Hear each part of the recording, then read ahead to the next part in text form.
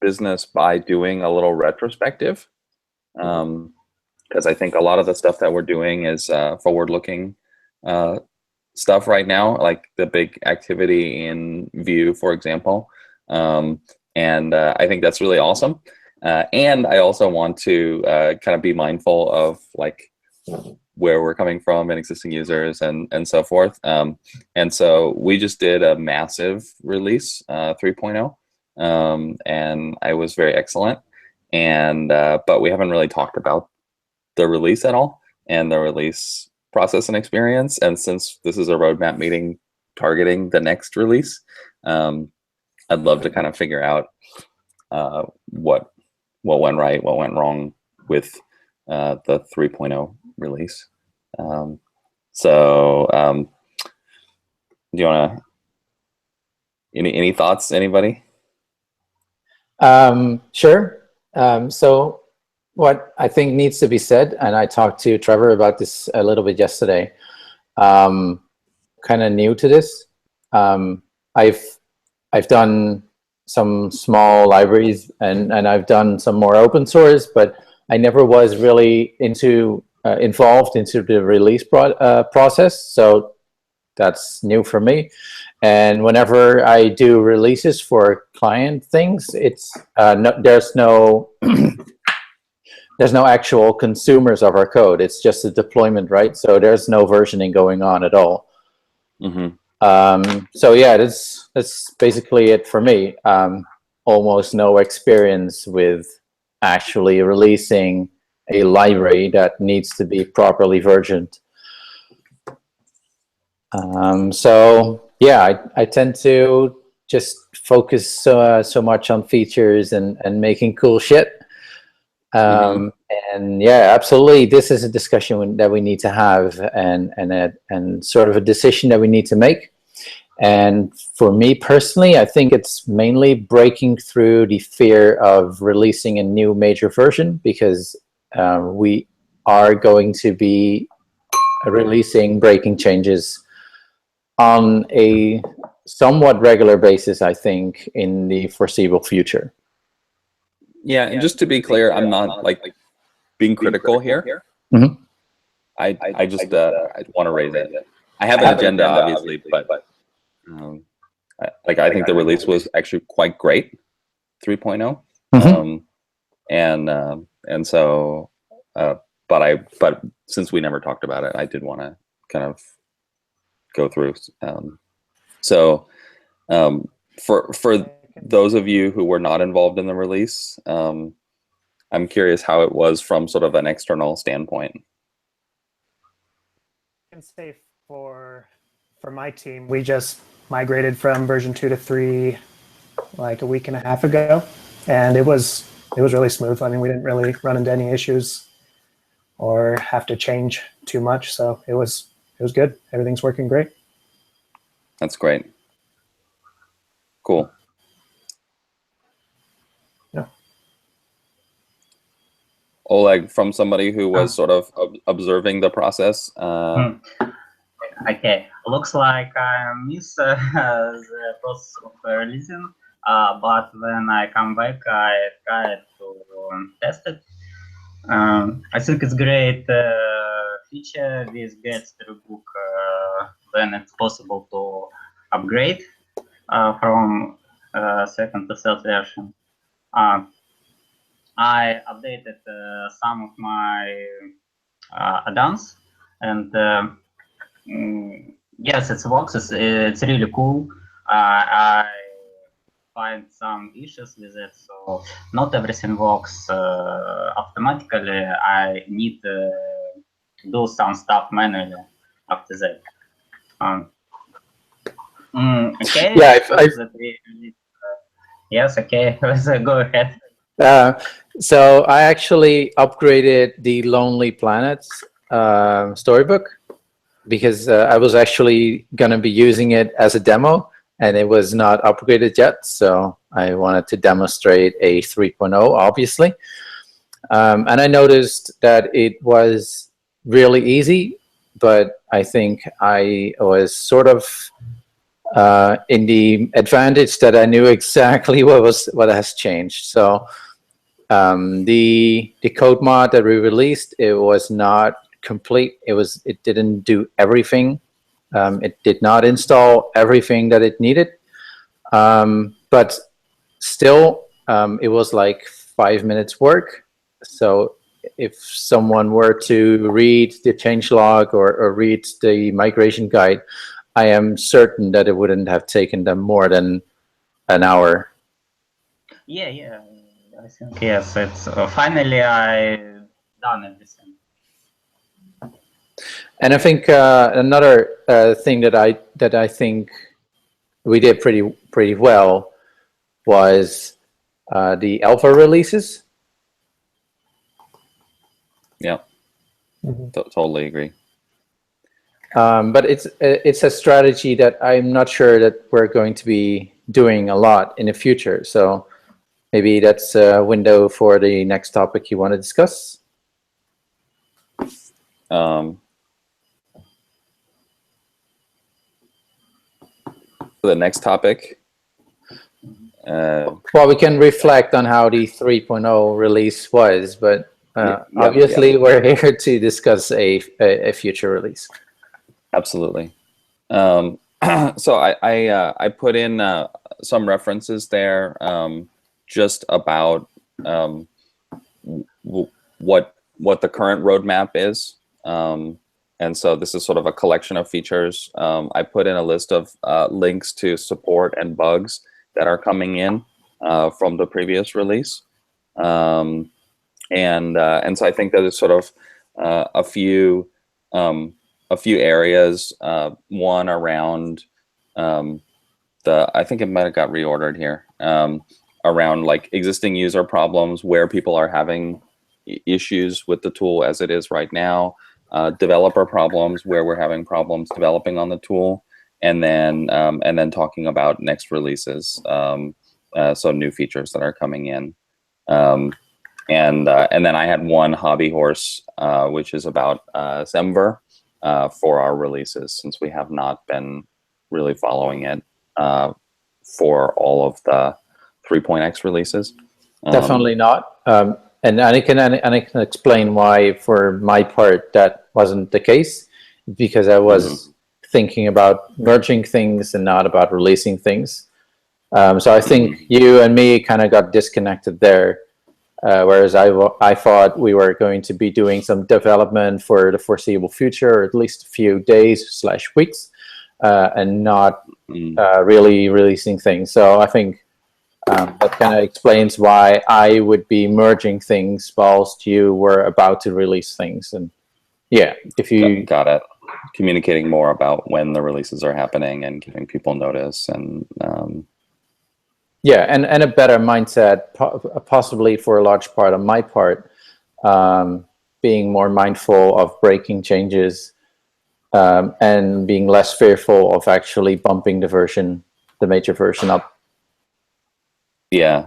So, I mean, one option is that we can just go full Semver, and we can just try to do it as the sort of Bible says, and and what that means right now is that basically most of our releases are going to be at least minor bumps, and we may have major bumps coming up. And so I think right now we're just sort of we've just been incrementing the version numbers based on roughly the severity of the change. Yeah. Yeah, not necessarily about how breaking it is. Yeah, exactly. Which feels right from a release point of view, but of course from a user point of view, it's totally not. Yeah. So, for example, the release that I did last night, 3.1.4, should have been 3.2.0 from a Semver standpoint.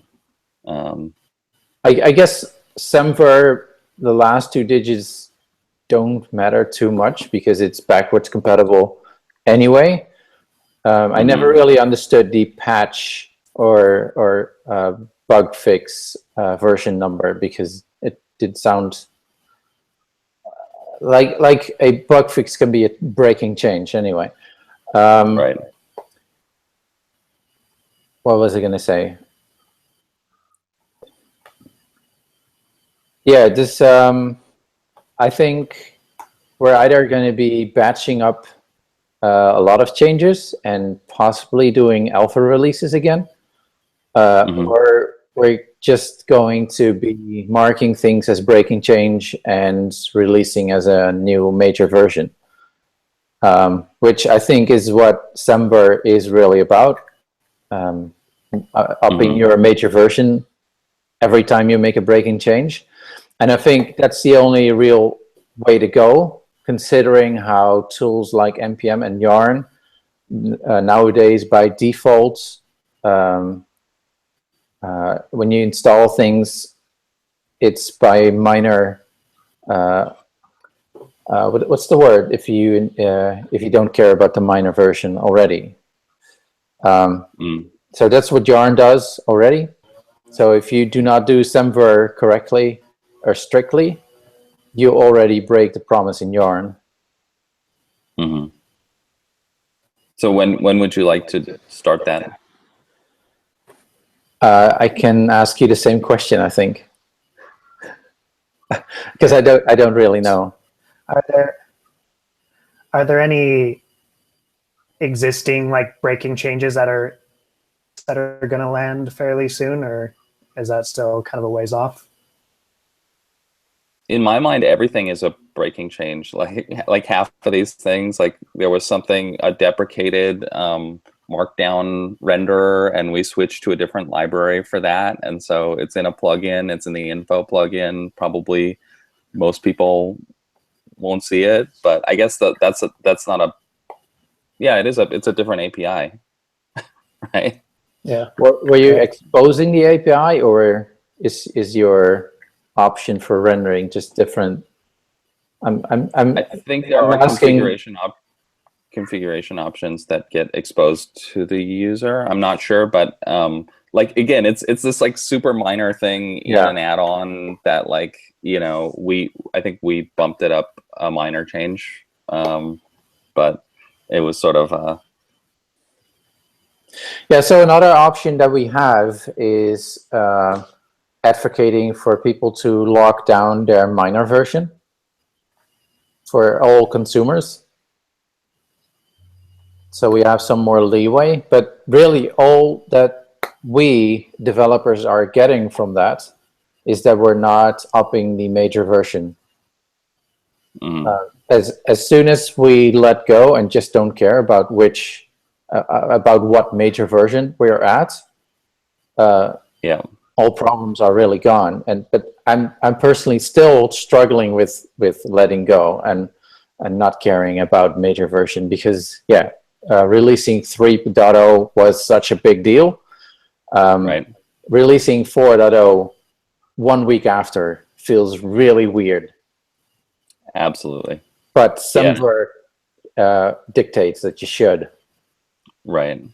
And I think that it's still so immature, everything about Storybook, the APIs, and, you know, on the one hand, lots of people are using it, but on the other hand, when we think about, you know, our users should not know. I'm kidding. It's super stable. It's it's super stable. It's like a rock. But I think that we will make a whole bunch of changes, clearly, and some of those changes will be breaking, so we have to prep for that. Should we just say let's try to be orthodox about it, and roll with that for a number of releases. So probably my guess is most releases will be minor releases, and little bug fix releases will be patch releases, and then whenever we release a breaking feature, we'll increment the version and try to go that way for a little bit. Yeah, so that's rather vague. I have the feeling that I agree with you, but it's vague. So making it more concrete, what do you think the Storybook for Vue release should be versioned up, and I need to grab my charger in a minute. Okay, I think it just depends on whether it breaks anything. So if we can do it in an API compatible way, then it's a minor release, even if it's a huge feature that tons of people use. And if we end up having to change the add-on API, for example, to accommodate Vue, then we should talk about how we're going to roll that out. But that would be a major release, and just bite the bullet and do it. So in this specific case, I think we can release it now without any breaking changes. Awesome. I have been looking into making a refactoring on the knobs add-on. Yep. I don't think I'm going to be pushing that through. Okay. Cool. So it's probably going to be on a separate branch, and not be part of the release. And I need to give a huge shout out to Alex. He's been for supporting Vue. That's incredible. Yeah, I've been sort of watching it go by in like a matter of hours. It's really impressive. Definitely, yeah. It's been like, for my experience, also just hours and this thing out. That's really impressive. That's awesome.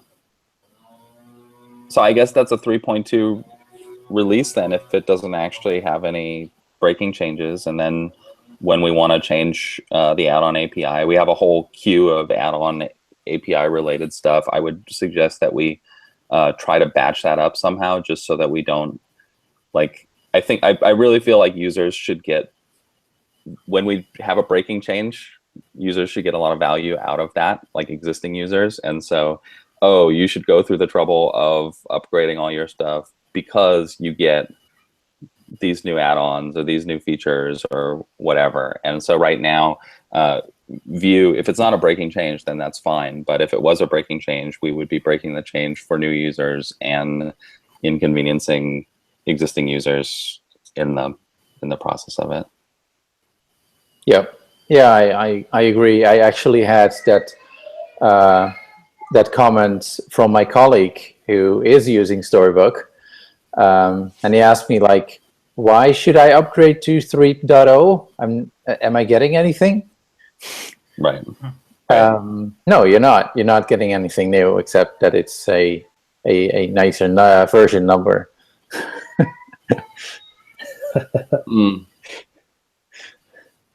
And of course, you're eventually you're going to. But yeah, once again, I which is actually why I really want to add some new cool features. Aren't really helping you releasing things because they're smallish but breakish things. Yeah.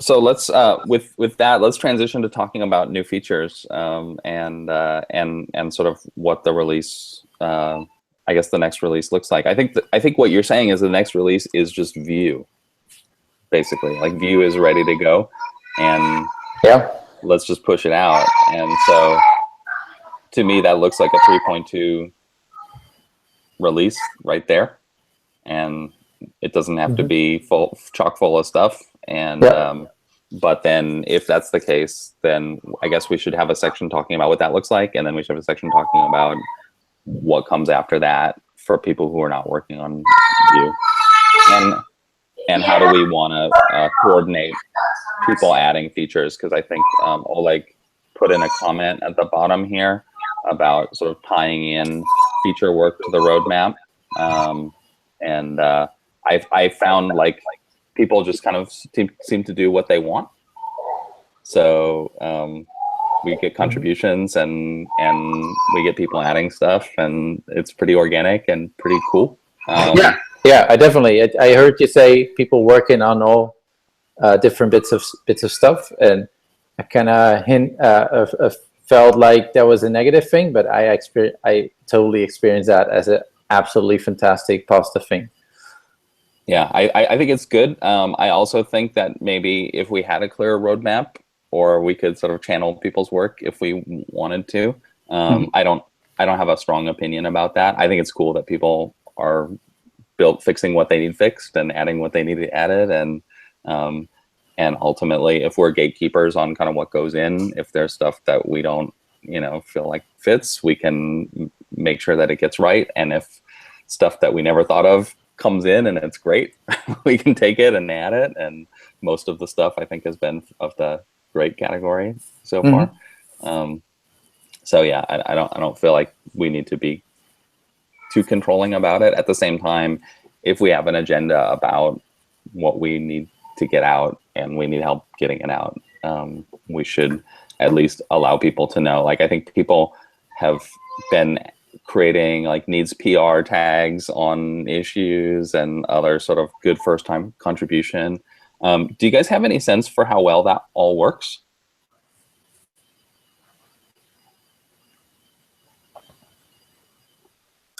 I think it. Yeah, you go ahead. I was just saying I don't really have any back it up as far as like what's actually getting merged in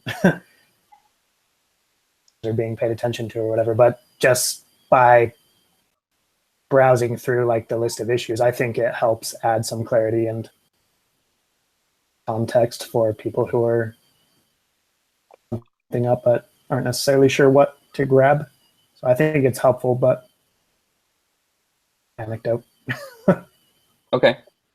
I don't have any numbers, and unfortunately, without data, you're just a human with an opinion.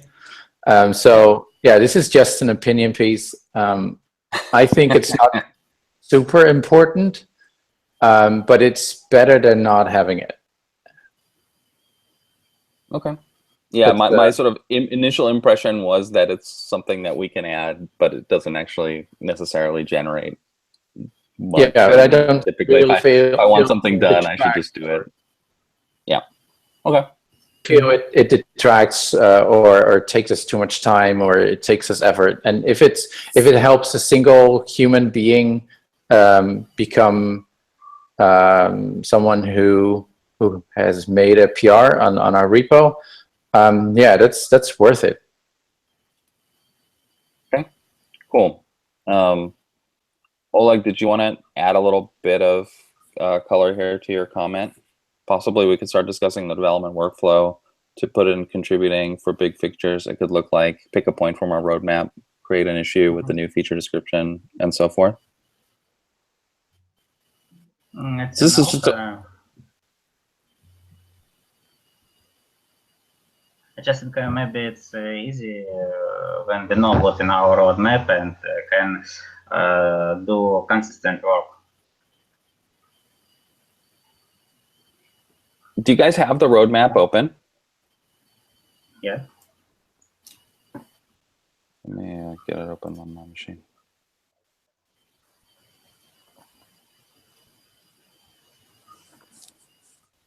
Yeah, so I guess right now the roadmap is sort of a kitchen sink of stuff. I think it's pretty good in terms of representing most of the things that I have in mind, as well as some other stuff that is not so interesting to me. But yeah, it doesn't really cue people into kind of what's coming next, which I guess is what this conversation is about, and doesn't necessarily give people hooks for jumping in and taking things themselves. I don't know if a roadmap document is the right stepping stone for choosing what you want to do as your first PR. I think it should be an overview of, well, one step short of your vision, your product vision.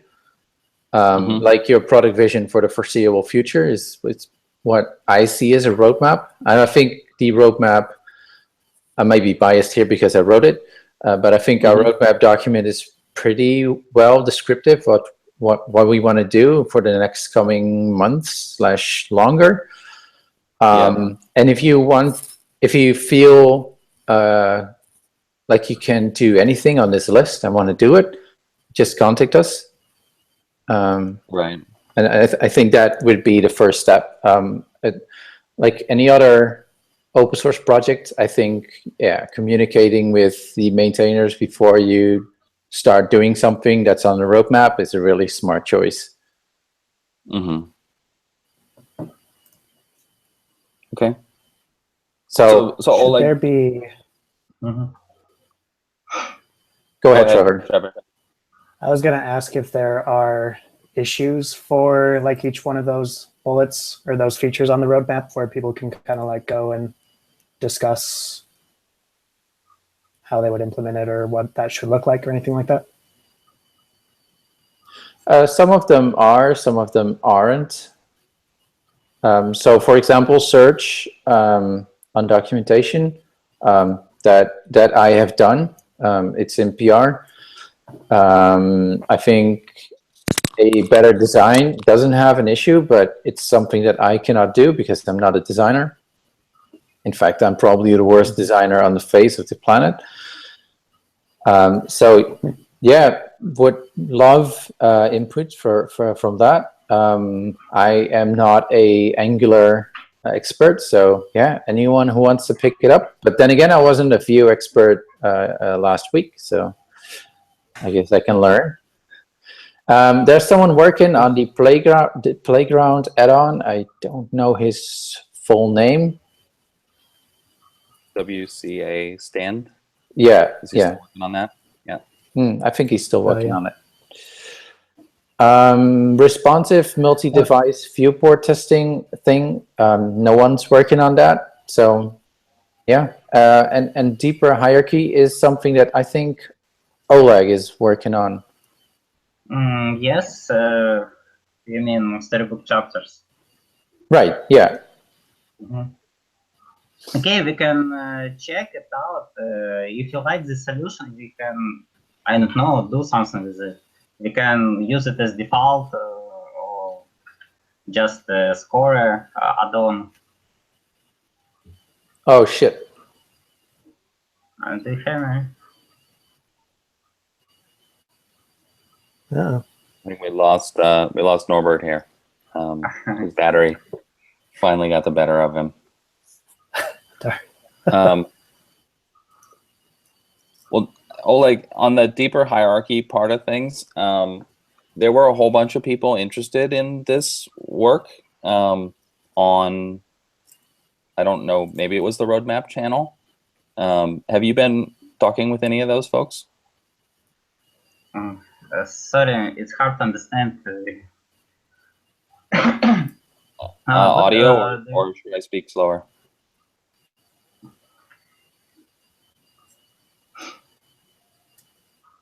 Could you repeat? Yeah, I said that on the, I guess it was the Roadmap channel. There were a whole bunch of people interested in working on the hierarchy in various ways. People interested in the design of it, people interested in how the API would look like, people interested, I suppose, in building it. And I'm wondering whether you've been coordinating with any of those people. Do you mean involved with these people? Can you hear me? It's very hard because I guess my internet very bad. I see. Have you been coordinating with any people about the hierarchy? At this moment, no, because some people asked about that and I invite them, but actually we didn't speak with them.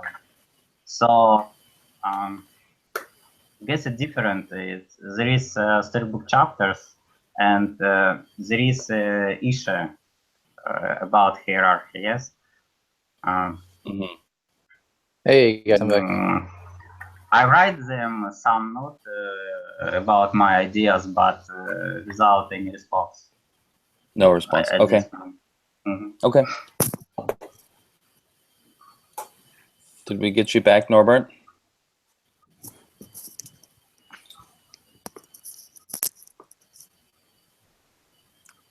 Howdy. Back Hey. in action? Back in action, yeah. It's at 0%. All right. Wow. Really pushing the limits.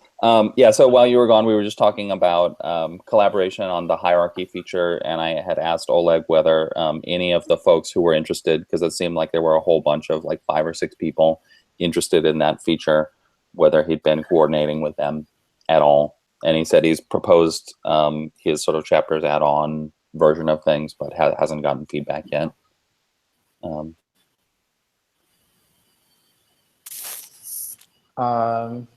No, I guess not. Who are you waiting for feedback on?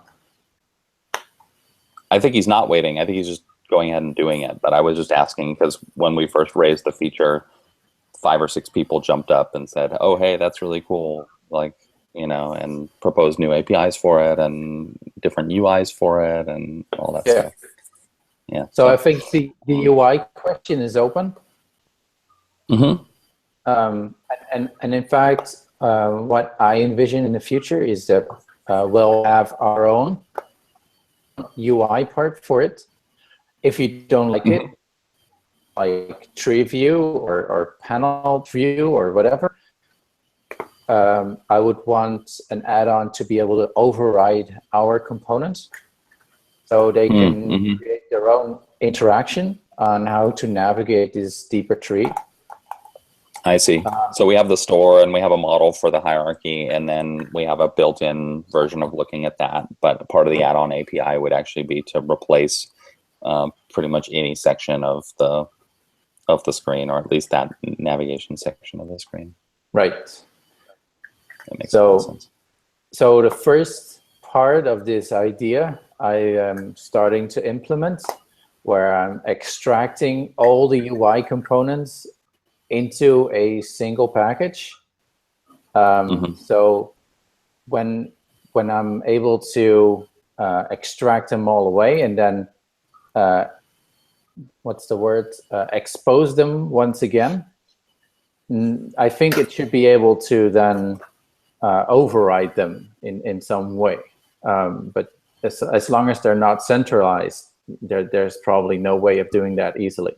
So that's just step one in this process of being what I'd like to think about, like ultimately themable. Cool. Norbert, what do you think? Can we add a themable feature to these components? I have some work. I didn't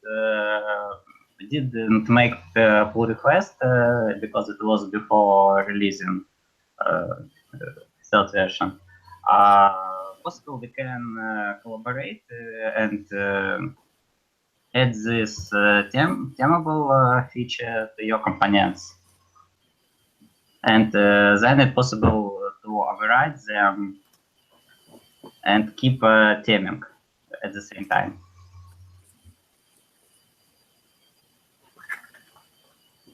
I think, Oleg, that your theming was about theming from a style perspective, and it sounds like that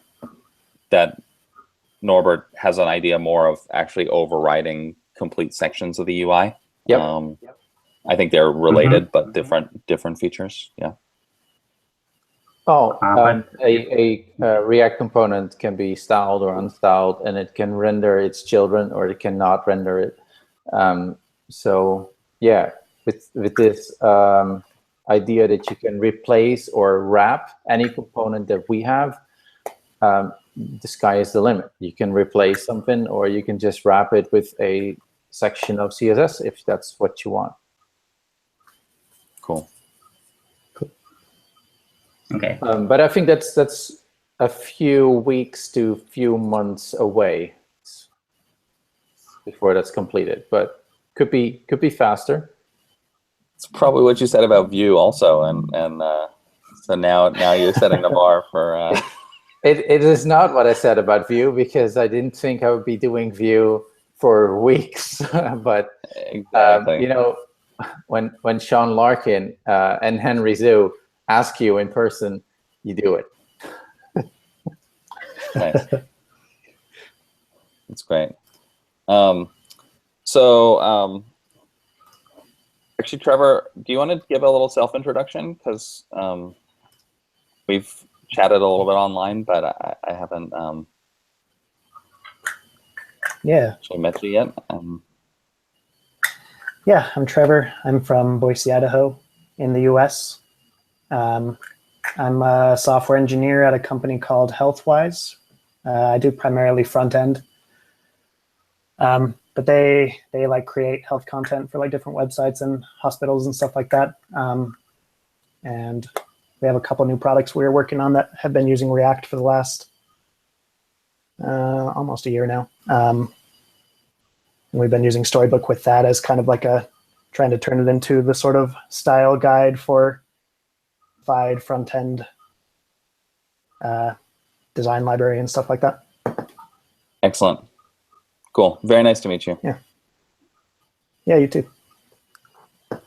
And I think you've been starting to contribute a bit on the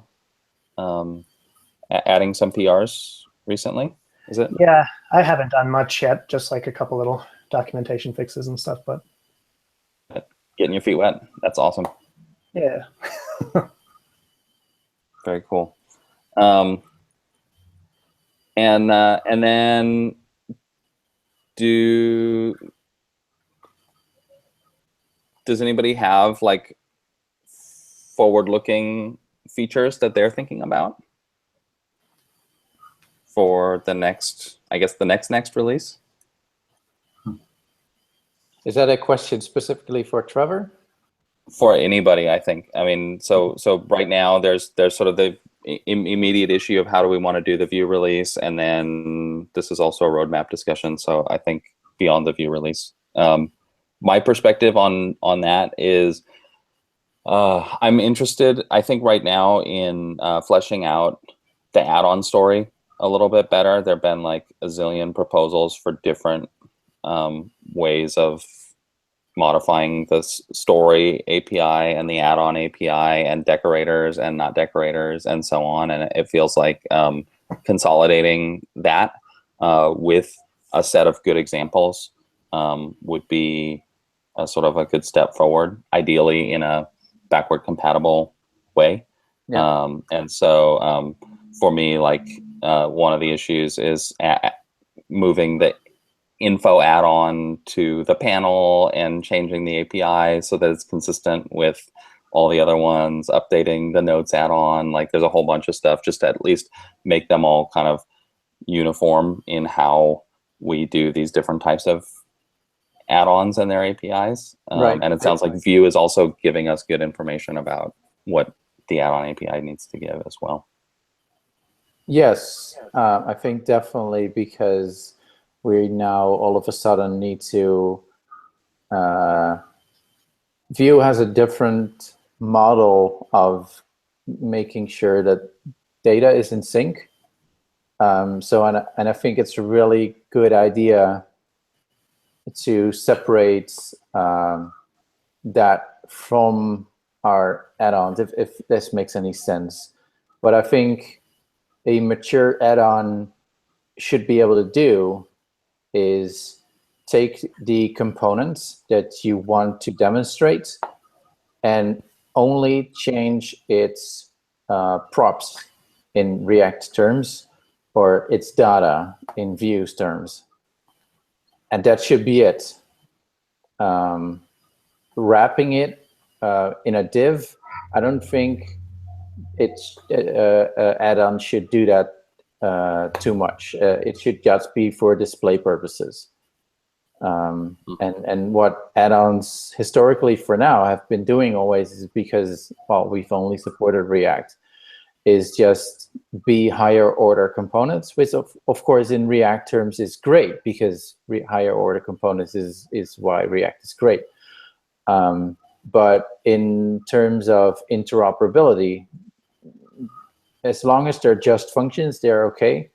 But in React, our higher order components / add-ons that we have, they use context extensively, and that is really bad. Which ones use context? Knobs does it. Knobs. Okay. Yeah. It's the easy way out, but it's not the best way out, definitely.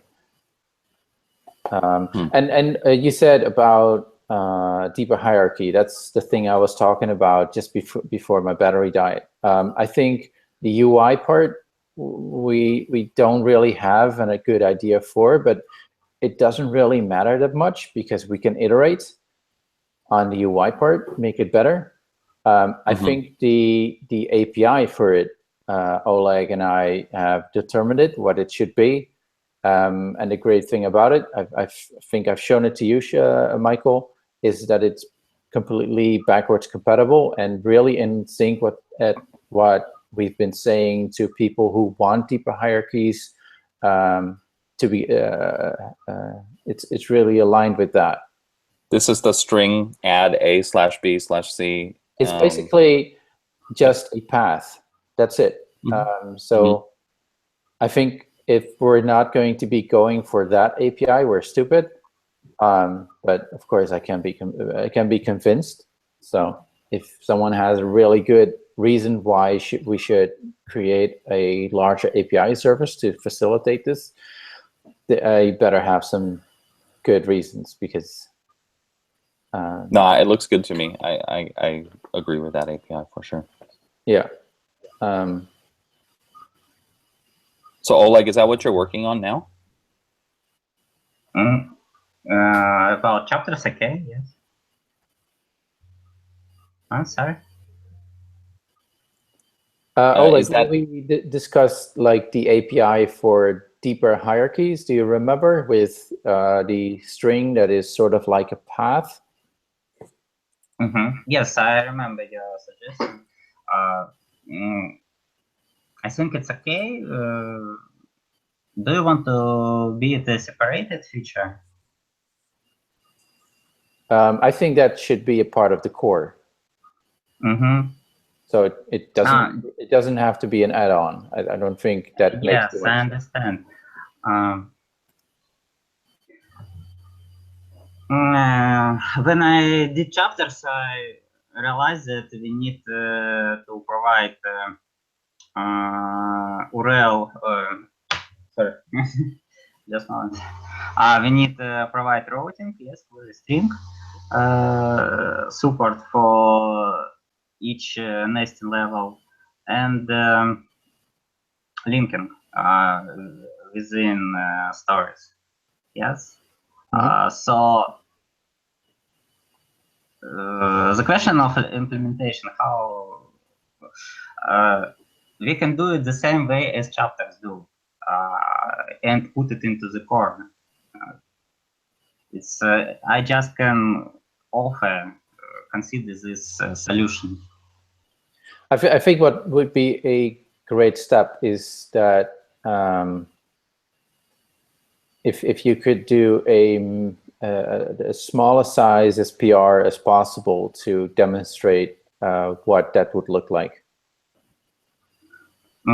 Okay. Yeah. Okay. All right. And I explicitly say the smallest possible size because it's going to be really persuasive or easy to make this a really big PR. But in order to have it merged and understandable by everyone, we have to try and make it small. Okay. I can help with you. Okay, let's discuss it then. Okay. Okay. So I think the biggest thing that is going to be coming our way, or we are going to be making coming our way, I guess, is the change in the add-on API. What I think we should probably do is just create a new branch that is also a protected branch and work dedicated on that. Okay, good idea. And it doesn't have to be a PR yet, because that would just make it so you would try and keep it in sync with master all the time, which in this case I don't think is really benefiting. What are your thoughts on that, Michael? It makes sense to me. So the idea would be, I mean, the thing that I see with the add-ons API and with the hierarchy and these sort of more, I don't know if they're controversial features, is that people are going to have different proposals for what that needs to look like. Yeah. And I could sort of imagine we actually have multiple implementations going simultaneously.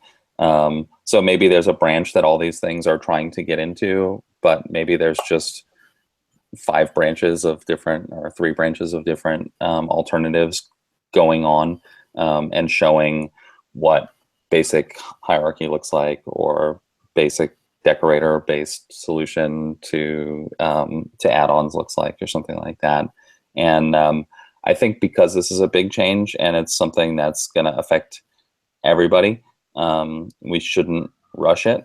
So, I think that there's probably, for these things, and in that sense, the Vue work is great because it's a whole new kind of domain of of issues that we'll have to think about for the API. And so if we're going to make changes to the add-on API, better to be informed by all of the stuff we already have been working with, as well as maybe some new cases that we haven't seen yet. And so I think that we should be rushing to get features out if we want, but when it comes to these sort of infrastructural things, we should probably give it a couple months to sort of percolate and to gather consensus about it. Yeah, I think the deeper hierarchy we can probably do as a 3.x, because it's mainly a UI change. Mm-hmm. But I'm not sure, because there's of course add-ons can grab a list of all the stories, and I guess if they well, we can just make that a flat list as it is now, probably. Yeah, so I think we can do that backwards compatible, and maybe there's another new UI for the hierarchical version. Right, but I'm just I can see how add-ons would like to have this deeper hierarchy tree available to them as well. Sure. That doesn't have to be breaking, so that can be an additional API. Great.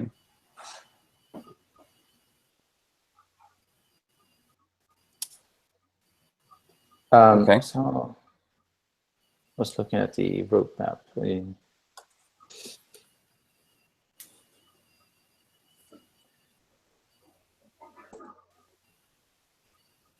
I can see that you've got under key problems some user problems: Webpack, React Native, the info add-on. Well, info add-on is, I think, pretty easy because all the people I talk to agree that the info should be in a panel. Everyone, not a single user, thinks that what it does now is really great. So yeah, I think that's a slam dunk. I think it's more about the API for that, so that we're gonna, this decorator based API. Right now, info add-on uses this add with info idiom, which we've all agreed is gonna go away. But that causes problems with interoperability with other add-ons. So there's a whole collection of issues around info add-on, including the snapshotting issue, including the API issue. So I think those are small things, but things that once we sweep those up will make the story clearer. I think like the info add-on does quite a few weird, quirky things. Like it shows prop types as well, right? Markdown there's a whole range Yeah. of stuff that it shows. Yeah. I don't really know how I feel about it, really, because that makes it rather React specific, and B makes it dependent on data that it doesn't gather itself.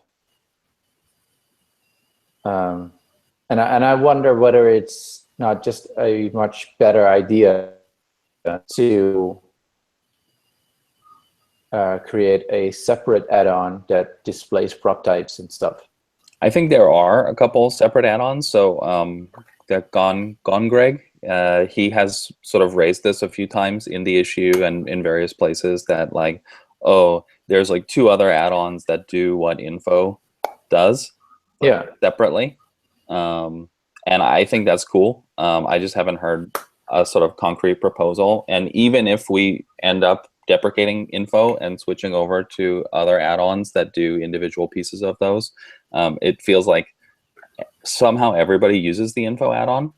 I don't use it, but like it seems like a ton of people are using it based on the number of issues we've gotten around it. So at the very least, we should clean up info add-on, make it a standard-ish add-on, and if we choose to deprecate it and say, hey, don't use it, use these other 2 things, that's fine. I'm totally down with that.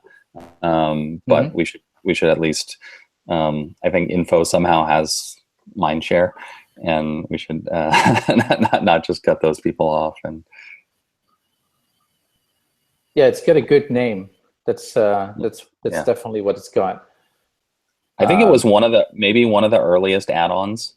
And so that's why it was written differently from the newer add-ons before the add-on API existed, and that's why everybody uses it. So, but one thing that I don't see here, which I think is a really important feature, but it's the part of the breaking API change thing, I guess. I want to make Storybook so it only displays panels that actually have something related to the story you're looking at. Okay. So if your story doesn't have any info, the info panel goes away. Yeah. Okay. That's interesting. Is that something that you're interested in working on soon, or I'm going to add it to the list? Like I said, it's part of refactoring the add-on API. If your story don't have info, you mean no of story or each story? I mean, we have, as I remember, we have a API for changing add-on panels and they choose the necessary when you choose the story. So we can link stories with add-on panels. I guess if we don't have info at all, we don't see it on panels. I don't quite understand what you mean. I mean, we have API for switching between panels in add-on panels, depending on what story you have chosen. Exactly what I'm saying. Yes. Yeah. Okay. Okay. So you want another feature? Okay. What I want is that if you have 20 add-ons enabled, which I think in the future will not be really strange, constantly looking at 20 panels or 20 tabs on the panels thing, and then having to click through which one exactly was okay, I see. You so want to in hide one story. Yeah, it's really hard to get to the tab you want. Okay, interesting feature. Yeah, I'd say kind of related to that. One of the things that we've talked about on the story side is that for certain types of stories, it's valuable to see mini stories side by side, whether there are like an up of a button or all the stories of a button kind of displayed in one screen. And I also think that the same goes for panels to some degree, where specifically if you took the info panel and you divided it up into a props type and a readme or whatever, like you could put those two things in separate tabs, but right now the info add-on puts them in one tab, and maybe that's all the information that you would need to know to sort of document your component. And so rather than having those things hidden behind tabs, it would potentially be nice to just show those things in one. I don't think that's as high a priority a feature as the multiple story feature, but I think one of the advantages that, for example, as I understand it, like React Style Guidist has, is that they're doing something a lot more focused than we are. And so they have a really nice UI for documentation because that's their primary use case. And Storybook is a sort of generic platform that supports a zillion plugins and different frameworks and so on, which is cool. But we should be doing basic stuff like creating a style guide as well as anybody else. And right now, I think probably because we're doing so many things, we're falling short on some of the basic ones. And so extending the API in different ways might address that.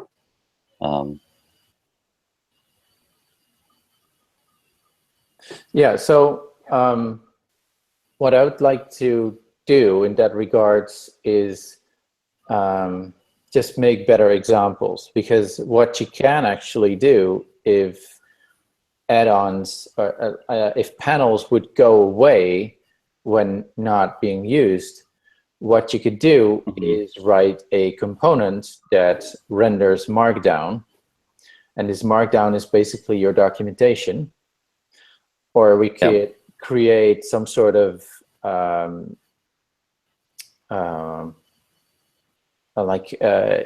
if add was given a string, which is it would interpret that as Markdown, and yeah, just render the Markdown in the preview. And in Markdown, you can do all sorts of nice things and basically do what React Style Guidist is doing. And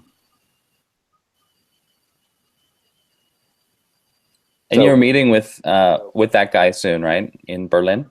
Yeah, I am. Yeah. Nice. When's that happening? The 27th. The 27th this month. Excellent.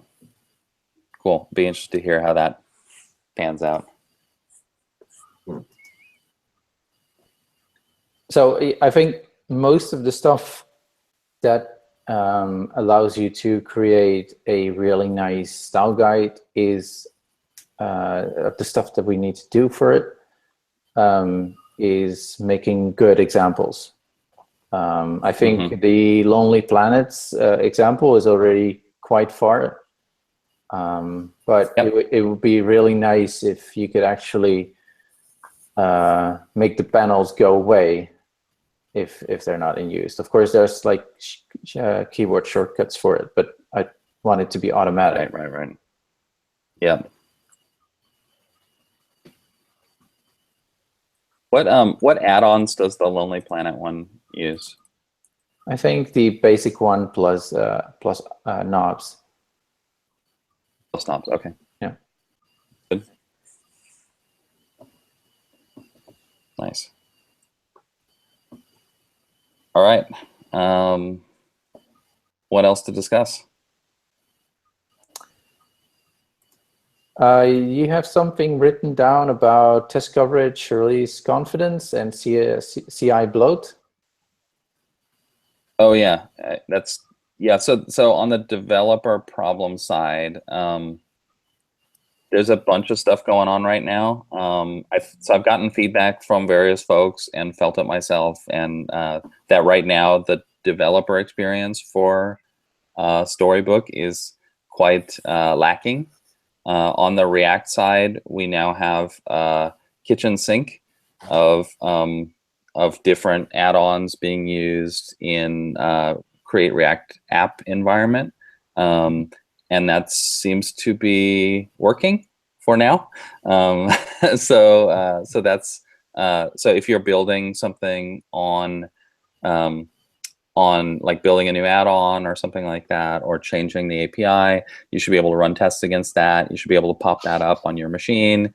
And like for example, just before we had this discussion, I think in somewhere there was a discussion between you and Oleg and some other folks about what is your dev workflow and documenting that workflow in the contributing guide, and so there's a whole cloud of issues there. There's a related set of stuff in the React Native world, which is worse. And I don't know, Norbert, whether we've talked about this, but I've talked about it with various folks. Right now, React Native, the packager, doesn't work with links. And so if you think about like Lerna, Bootstrap, and this thing, the fundamental mechanism for including your packages are links. Yeah. And it just doesn't work with React Native. And so not only does NPM5 not work, because NPM5, I believe, does linking. It makes it worse. Yeah. So like in NPM 4 or 3 or whatever it was, we could do file dependencies for these test cases, which is not great from a developer UX standpoint, but at least it works. And so now, right now, like I went through this huge multi-day ordeal trying to do various things with the React Native app and the React Native, and I ended up backing out of all of it because it turns out that it's just not possible right now with NPM 5.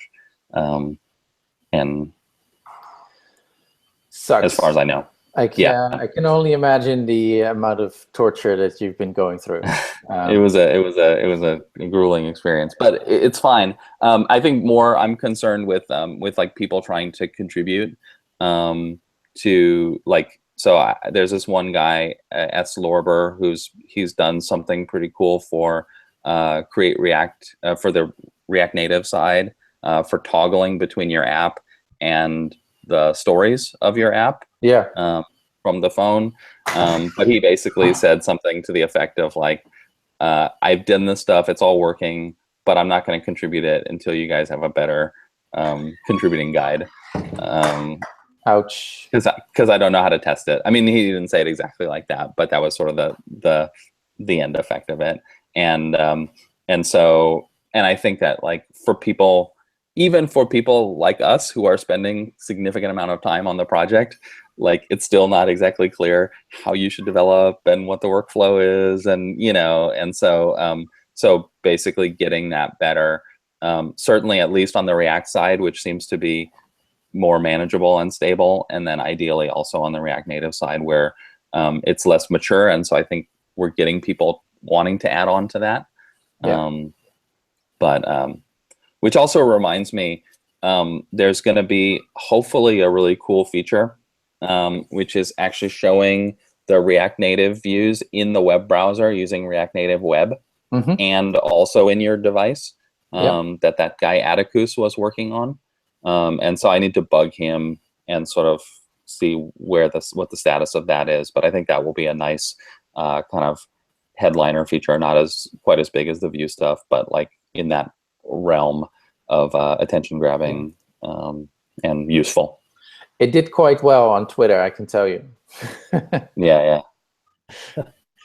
So it's and yeah, to be honest, it looks like a fantastic feature to have. It's a no-brainer, and yeah, you should get that merged as fast as possible. Released as a breaking change if need be. I'm sorry, but I just don't feel I can help with the React Native developer experience because I don't feel very passionate about React Native currently. I do feel very passionate about developer experience. So if there is any thing in regards that I can help with that's not directly related to React Native, I can help, of course. Okay. I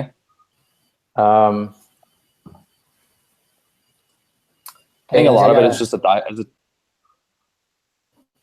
Sorry, I was You just going taking to off? say I got to jump off the call. Yeah.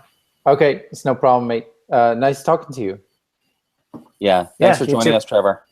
Thanks. I'll see you all around. Cheers. Bye. Regarding the best developer setup, I personally think we've got a pretty sweet, although it be slightly slow, developer setup. For me, it's quite well. It's a few commands, and the app and add-ons and the components, they pretty much all hot reload for me. It's a great experience for a thing of this complexity. For sure. I think the issue is that you're the only one who knows how to run it right now. Like I haven't even I knew about the dev thing because you mentioned it to me, but I still haven't used it. So I've just been using Bootstrap and it's been fine. But yeah, I think documenting it and sort of educating people about that is something that, there's a lot of, I'm getting various things out of this conversation that are just, in the roadmap. Hey, if you're interested in working on one of these features, come join our Slack and talk to us. Like that's like a sentence that we could add to the end of the roadmap to address that. Or a section of the contributing, which is, hey, Oleg's section about workflow, or your section about how to run dev and what to expect. And I think documentation is fairly lightweight and easy to add. But I'm sort of seeing stuff as we talk about it that's like, oh yeah, that should just be a sentence or two in this document, and we should refer people to it when they ask questions. It's sometimes kind of hard to forget how many people actually read these things, and actually are looking for this information. It feels like we're just really still a small team, and everyone knows each other, and everyone knows what everyone is working on. But that's just because that's what I personally am used to at my job. But of course, here it's just wildly different, where there's a distributed amount of people who are there's probably like over 100 people working on this on and off, or reading the docs, maybe thousands of people actually. Yeah. Every sentence can help. So just add them. Yeah. Cool. I'll do some documentation cleanup after this call to try to get some of these things in. One last thing, right? The documentation thing. You've got connections to designers? Yeah. Who might do a nice visual design for the documentation site? Yeah. So I haven't been. I've been working on other stuff and haven't had bandwidth for it, but it's definitely on my list to clean up our existing documentation site, to get the search stuff merged, to do a better job in general. Yeah. It's not merged because there's a failing test in React Native. Really? Yeah, it's stupid stuff like that that's holding it back, I think. In the documentation branch? Yeah, it's in master. I think that's breaking. But Master's breaking. Yeah, it's all stable, right? It's rock solid. Okay. Christ. There's the whole latest version of React Native 45 React DOM mess. Yeah, okay. That's probably, yeah, the React Native is it's a trying experience, and especially for like, I think none of us are actively using React Native. So if like I was using React Native every day, and I think Gongreg is using it, and there are people who are using it, but Tom's not using it, I'm not using it. So we're just sort of going in and trying to figure out what's going on and bumbling our way through. Yeah, I do hope in that regard that we get people on the team that are actually really enthusiastic about that specific technology, and I really hope that that will happen with Vue as well. I of course plan to keep developing it and keeping it up to date and stuff, but I will not be doing that alone. Sure. Yeah. So I think that's a big part of the packaging of Storybook is how the documentation site looks and works. And yeah, I agree, it's super important. Can we talk about, just to wrap up, test coverage and release confidence and CI bloat? Yep. CI bloat, I think the issues there are all around the number of things that run with every push, and how much screen real estate they take, and how much time the build takes, and this sort of thing. So I don't think it's like, it's sort of a first world problem that we have all this great coverage, but like right now, I think each of those builds takes about like 12 minutes or 13 minutes. Is that about right? I think Travis takes about 7 minutes. Okay. Which is pretty long, which is why I'm looking at CodeShip. At CodeShip, yeah. Are there things that we could pull out of the build? Yeah, so what we could do is not bootstrap the docs and not bootstrap the test create React app. And actually, if we take out test create app, that would save a lot already. Okay. Finding some other way of splitting off the a separate CI would help to be to give you the info. What is taking a long time is bootstrapping and Lerna, but it actually takes about 1 to 2 minutes on the CI. Oh wow.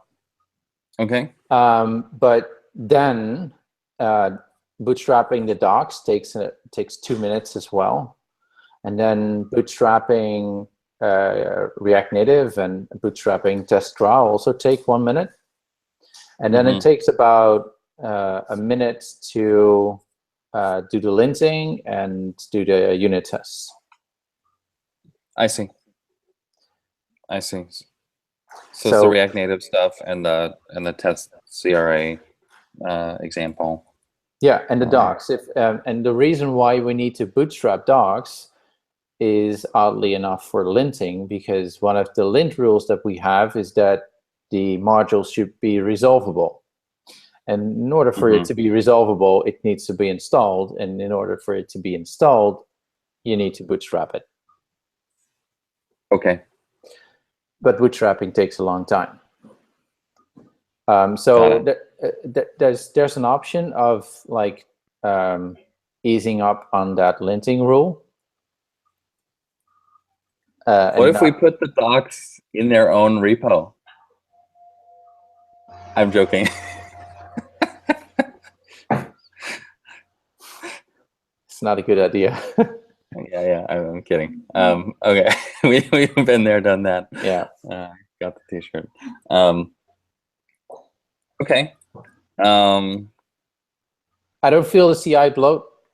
Sure, Travis is a bit slow, but it's not the worst thing in the world.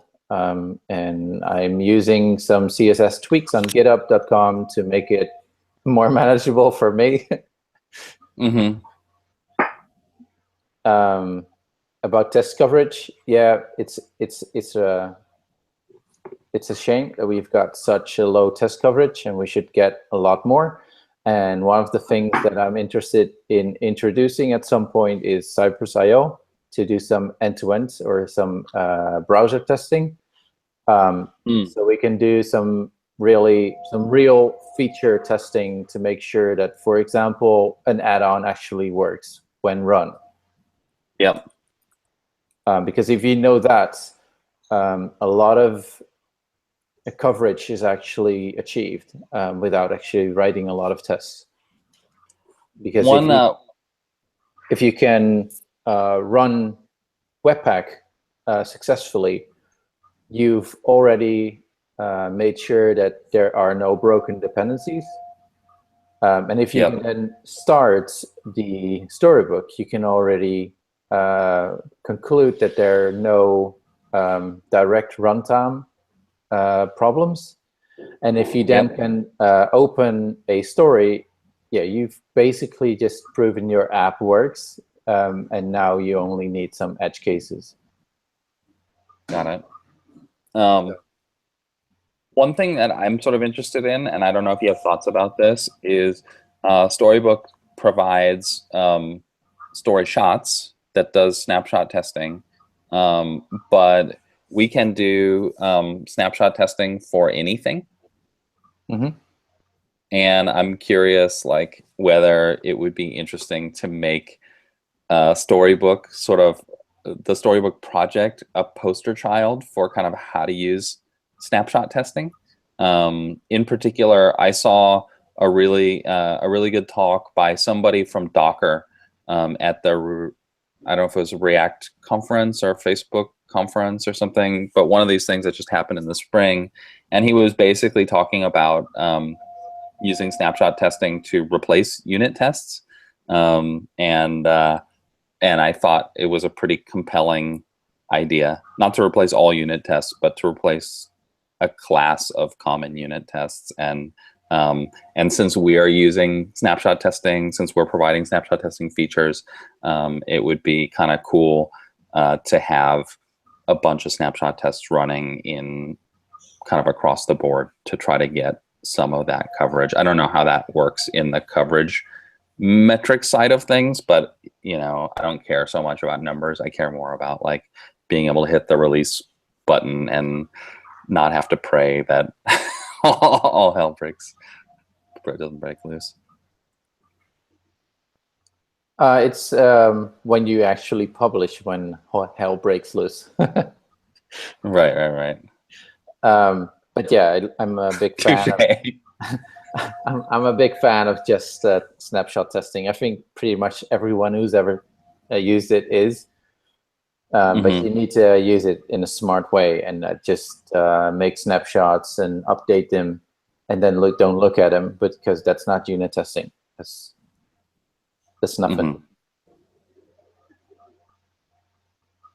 But okay. Absolutely, it's something that we can leverage to increase our test coverage. But yeah, I don't have that on my personal roadmap, to be honest. It's not something that I am going to be doing like for old code, because of the upcoming breaking changes for the add-on API. Okay. So I think if we are going to be merging this this branch of this refactoring of the add-on API, whoever merges that whilst there isn't a high test coverage on it, he's fired. Okay. that thing should be tested to 80%, maybe higher. Got it. That's where I think our future high test coverage is going to be coming from. And I probably will be introducing or adding some unit tests for the newly added view stuff. Oh, that's great. Yeah, I feel like right now there are a lot of bugs coming into every release. Yeah. And so I've been dealing with a bunch of those things, and a lot of those are like, so far I've seen like 3 bugs come out of the linting work, for example. And the linting work was a ton of work, and so I appreciate the work, but like also those are things that, you know, users are seeing. That the last thing that I want to have happen is have storybooks be seen as like, oh, it's just a sort of experimental playground, and these guys are running and adding all sorts of cool stuff, but I'm not going to use that in my company anymore because it's breaking all the time. And I don't think we're there yet, but without some sort of checks and balances in place, we will get there, is my feeling. Yeah, it's just like any other software. If it breaks all the time, people will start using other software. Yeah. Yeah. Yeah, I think that's a good idea to not do that. Cool. Yeah. I think we've covered it, right? Yep. Cool. Yeah. So, is there any other pieces that anybody wants to talk about? Nope. Nope. Excellent. Cool. Well, I have some notes here. I am gonna. Where should I put those notes? Do you have a place for that? I'll just put it as a gist and post it. Yeah, you can leave it as a comment on the discussion. Okay. Just sure. Alrighty.